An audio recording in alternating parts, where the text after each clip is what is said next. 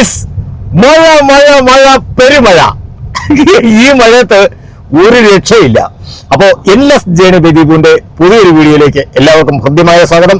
ഒരു നീണ്ട ഇടവേളയ്ക്ക് ശേഷമാണ്. നീണ്ട ഇടവേള എന്ന് പറഞ്ഞാൽ കുറെ പ്രശ്നങ്ങളും പ്രതിസന്ധികളൊക്കെ ആയിപ്പോയി. അതിനുശേഷം നമ്മൾ വീണ്ടും ഒരു വീഡിയോ ചെയ്യുകയാണ്. അപ്പൊ ഈ മഴയത്ത് തോടുകളൊക്കെ മിക്കവാറും പുഴയായിട്ട് മാറി, റോഡുകളൊക്കെ മിക്കവാറും തോടുകളായിട്ട് മാറിയിരിക്കുക. പക്ഷേ വേനൽക്കാലത്തും മഴക്കാലത്തും എല്ലാം ഒരുപോലെ ബുദ്ധിമുട്ട് അനുഭവിക്കുന്ന ഒരു റോഡ് ഞാൻ ഇന്ന് പരിചയപ്പെടുത്തി തരാം. അത് നിങ്ങൾക്ക് കാണുമ്പോൾ അറിയാൻ പറ്റും. സംഭവം എന്ന് പറഞ്ഞു കഴിഞ്ഞാൽ ഞാൻ ഏകദേശം ഒരു 11-12 വർഷമായി ഇപ്പൊ തിരുവനന്തപുരത്ത് എത്തിയിട്ട്. ഞാനിവിടെ വന്ന കാലം തൊട്ട് ഇത്ര കാലമായിട്ടും ഈ റോഡിന്റെ അവസ്ഥ എന്ന് പറയുന്നത് യാതൊരു മാറ്റവും ഇല്ല. സത്യത്തില് വികസനം എന്ന് പറഞ്ഞാണ് ഇത് ചെയ്തിരിക്കുന്നതെങ്കിലും ഒരു വികസനത്തിന്റെ യാതൊരു ലക്ഷണങ്ങളും നമുക്കിവിടെ ലക്ഷണങ്ങൾ എന്ന് പറഞ്ഞാൽ വികസിപ്പിക്കാൻ വേണ്ടി ഇങ്ങനെ ഓരോന്നിങ്ങനെ ചെയ്തുകൊണ്ടിരിക്കുന്നതല്ലാതെ യാതൊരു വിധത്തിലും ഇതങ്ങോട്ട് പൂർത്തിയാകുന്നില്ല. സത്യത്തില് ഈ റോഡൊക്കെ പണിഞ്ഞിട്ടിരിക്കുന്നതെന്ന് പറഞ്ഞു കഴിഞ്ഞാൽ മനുഷ്യന് സ്വസ്ഥമായിട്ട് സഞ്ചരിക്കാൻ വേണ്ടിയിട്ടല്ലേ.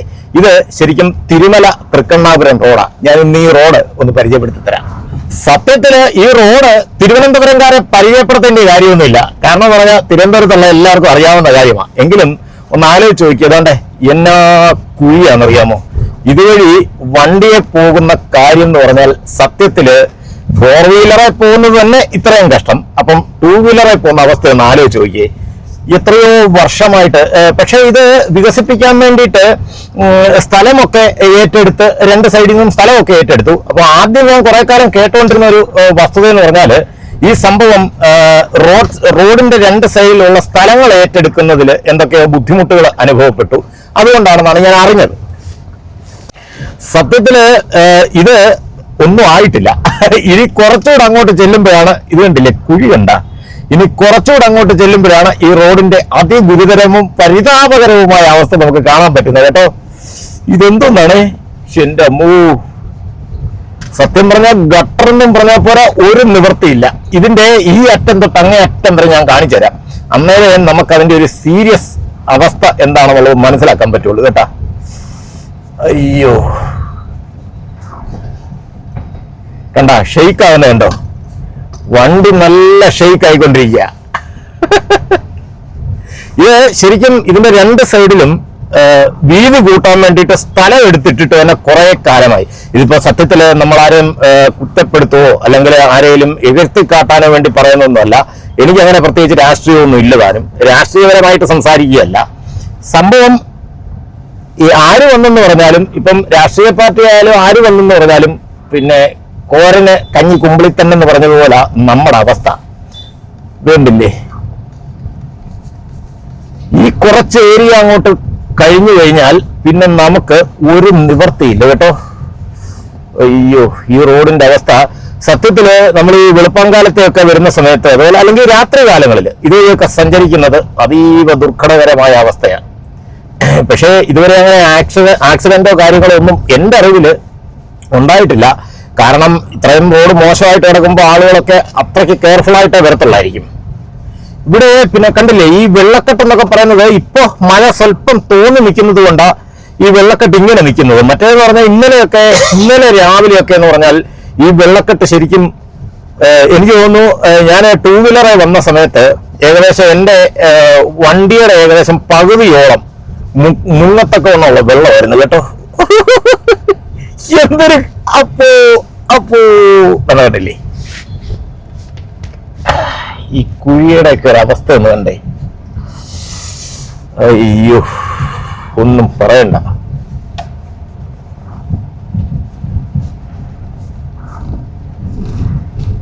നല്ല മഴയാ. ഞാൻ വൈപ്പറും ഒക്കെ ഇട്ടുണ്ടാ പോന്നേ.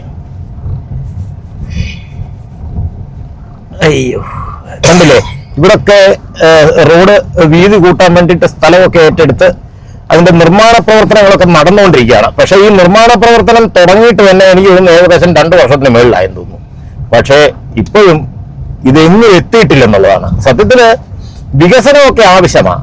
പക്ഷേ അത് എത്രയും പെട്ടെന്ന് ചെയ്ത് തീർക്കണം. ഇല്ലെന്നുണ്ടെങ്കിൽ വെറുതെ നമ്മൾ പൊതുജനങ്ങളെ ഇട്ടേ ഇങ്ങനെ ബുദ്ധിമുട്ടിക്കുകയില്ലേ ശരിക്കും. വികസനത്തിന്റെ പേരിലാണ് സത്യത്തില് ഇതൊക്കെ റോഡിന്റെ സൈഡൊക്കെ വീതി കൂട്ടിയും അതേപോലെ ഇനി ഇത് വീതി കൂട്ടി വീണ്ടും ടാർ ചെയ്യാം എന്നൊക്കെയാണ് പറയുന്നത്. എല്ലാം പൂർത്തിയായിട്ട് ടാർ ചെയ്യാമെന്നാണ് പറയുന്നത്. എന്നാൽ ഇത് പണി നടന്നുകൊണ്ടിരിക്കുമ്പോൾ നമുക്ക് പോകാനുള്ള സ്ഥലമെങ്കിലും സെൻട്രൽ പോർഷനെങ്കിലും ജസ്റ്റ് ഒന്ന് ടാർ ചെയ്തിട്ടിരുന്നെങ്കിൽ ഇത്രയും ബുദ്ധിമുട്ടുണ്ടാകത്തില്ലായിരുന്നു. പക്ഷെ ഇത് എല്ലാം കഴിഞ്ഞതിന് ശേഷം നമുക്ക് ടാർ ചെയ്യാമെന്നും പറഞ്ഞുകൊണ്ടിരിക്കുകയാണ്. അപ്പൊ അത്രയും കാലം നമ്മൾ ഈ ബുദ്ധിമുട്ട് അനുഭവിച്ചുകൊണ്ടേ ഇരിക്കണം. ഈ തലമുറയിലെങ്ങാണ് ഈ സംഭവം നടക്കുമെന്തോ. അയ്യോ, കണ്ടില്ലേ, പൈപ്പ് ലൈനും കാര്യങ്ങളും എല്ലാം വളരെ സിസ്റ്റമാറ്റിക് ആയിട്ടൊക്കെ കാര്യങ്ങളൊക്കെ ചെയ്യുന്നുണ്ട്. പക്ഷേ നമ്മുടെ ഇപ്പോഴത്തെ അവസ്ഥ എന്ന് പറയുന്നത് കണ്ടില്ലേ, വളരെ പരിതാപകരമായ കാര്യമാണ്. ഇതെന്ന് തീരുവോ എന്തോ. ഇതൊക്കെ പണിഞ്ഞ് ഇനി ടാറൊക്കെ ചെയ്ത് ഈ റോഡ് ഒരു നല്ല സഞ്ചാരയോഗ്യമായിട്ട് വരണമെന്നുണ്ടെങ്കിൽ എത്ര കാലം എടുക്കും എന്നുള്ളതാണ് സംശയം. കണ്ടില്ലേ, സൈഡ് വോളൊക്കെ കെട്ടി ഇവിടൊക്കെ നല്ല രീതിയിൽ പണി നടന്നുകൊണ്ടിരിക്കുകയാണ്. പക്ഷെ ഭയങ്കര സ്ലോ ആണ്. ഇവരുടെ പരിപാടികളൊക്കെ കൊള്ളാം. സംഭവം ഈ റോഡൊന്ന് സാക്ഷാത്കരിക്കപ്പെടുകയാണെങ്കിൽ നല്ലൊരു വികസനമായിരിക്കും ഇവിടെ ഉണ്ടാകുന്നത്. പക്ഷേ ഇത് എന്ന് സാക്ഷാത്കരിക്കപ്പെടും എന്നുള്ളതാണ് ഏറ്റവും വലിയ സംശയം. എൻ്റെ അമ്മോ, ഇതുവഴി കാറെ വന്നിട്ട് തന്നെ ഇത്രയും അവസ്ഥ. അപ്പൊ ടൂ വീലറെ വരുന്ന അവസ്ഥയൊക്കെ ഒന്ന് ആലോചിച്ച് നോക്കിയേ. വന്ന് അറിയാതെ കാണാൻ വന്ന് ഇതിനകത്ത് കാണാൻ ഇറങ്ങിപ്പോയാ ഉണ്ടല്ലോ, എന്റെ പൊന്നോ, ഹൂപ്പാട് വന്നു പോകും. അത്രയ്ക്ക് പരിതാപകരമായ അവസ്ഥയാണ് ഇവിടെ. ഈ തൃക്കണ്ണാപുരം പാലത്തിനിപ്പുറം വരെ നല്ല റോഡൊന്ന് പറയാനേ ഇല്ല കേട്ടോ. സത്യത്തില് ഏകദേശം ഒരു 10-12 വർഷം എൻ്റെ അനുഭവത്തിൽ, അപ്പൊ അതിനു മുമ്പേ ഇങ്ങനെ ആയിരിക്കുമല്ലോ, എൻ്റെ അനുഭവത്തിൽ ഒരു 10-12 വർഷമായിട്ട് ഇതുവരെ ഈ റോഡ് വൃത്തിയായിട്ട് കണ്ടിട്ടേ ഇല്ല. എന്നും ഇങ്ങനെ തന്നെ അനുഭവിക്കുക, അല്ല ഇപ്പൊ എന്ത് ചെയ്യാനാ. വീതി അത്യാവശ്യം ഒക്കെ ഉണ്ട്, പക്ഷേ ഗട്ടറാണ് മെയിൻ വിഷയം. മൊത്തം കുഴിയാ, കുഴി വെള്ളക്കെട്ടും എല്ലാം കൂടെ അടിപൊളി സെറ്റപ്പ്. എൻ്റെ അമ്മ ഒന്നും പറയാനില്ല. കണ്ടില്ലേ, കുറച്ച് ഏരിയ ഒരു സ്വല്പം നല്ലതായിട്ട് കിടക്കും, വീണ്ടും ബാക്കിയുള്ള ഏരിയ അതിനേക്കാൾ കഷ്ടമായിട്ട് വരും. അയ്യോ, ഒരു നിവർത്തിയില്ല എൻ്റെ അമ്മോ.